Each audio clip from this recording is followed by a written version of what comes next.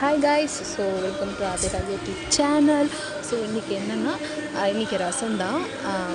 எல்லோரும் யூஸ்வலாக ரசம் வந்து வைப்பாங்க. பட் ஆனால் ரசம் சிலருக்கு மட்டும்தான் அந்த பர்ஃபெக்டான டேஸ்ட் வரும்.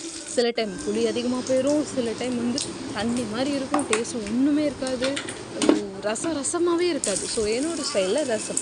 ஸோ ரெசிபி பிடிச்சிருந்தா கண்டிப்பாக நம்ம சேனலை சப்ஸ்கிரைப் பண்ணுங்கள். ஸோ வந்து இது வந்து என்னோடய சிம்பிள், ஓகேங்களா? ஸோ இவ்வளோ தான் நான் இன்க்ரீடியன்ஸ் போடுவேன். ஸோ எல்லாம் அரைச்சி, அதாவது ஜீரகம் மிளகு அரைச்சிருவேன். ஸோ பூண்டு ஃபஸ்ட்டு பூண்டு தான் வதக்குவேன். இது வந்து ஆப்போசிட்டில் அரைக்கிட்டேன். ஸோ ஒரு தக்காளி தான், மேக்ஸிமம் ஒன்று தான். ஏன்னா நம்ம ஆல்ரெடி புளி போடுறோம்ல. ஆனால் ரசத்தில் இருக்க தக்காளி சாப்பிட்டா டேஸ்ட்டாக இருக்கும். புளியும் கொஞ்சம் லைட்டாக ஊற்றிட்டு புளி போடும்போது மஞ்சள் போட்டுடலாம். பட் வந்து நான் வந்து இப்போ மஞ்சள் போடுறதுக்கு பதிலாக தண்ணிலாம் ஊற்றி மிக்ஸ் பண்ணதுக்கப்புறம் கொஞ்சம் மஞ்சள் போட்டுருவேன். ஸோ செய்முறை நீங்கள் பார்ப்பீங்க, பார்த்த மாதிரி ஓரளவுக்கு செஞ்சு பாருங்கள், நல்லா வரும். என்கிட்ட ரெசிபி வேணால் இன்க்ரீடியன்ஸோடு வேணும்னா ரசம்லாம் ஒரு ரெசிபின்னு வந்து சொல்லி பேசுகிறது முக்கியமாக அப்படின்லாம் நினைக்காதீங்க.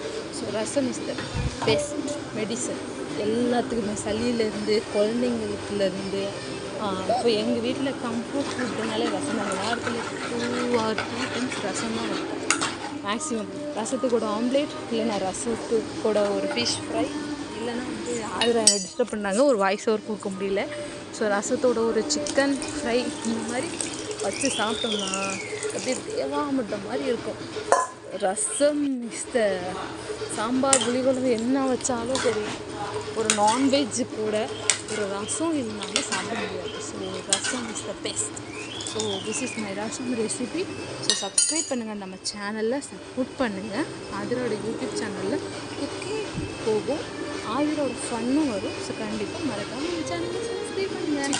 கொத்தமல்லி லாஸ்ட்டாக போட்டு மூடி வச்சுருங்க, அந்த வாசனை உள்ளே இறங்கிடும். அதை நீங்கள் ஓப்பன் பண்ணி வச்சுக்காதீங்க, ஓகேங்களா? ஸோ டாடா.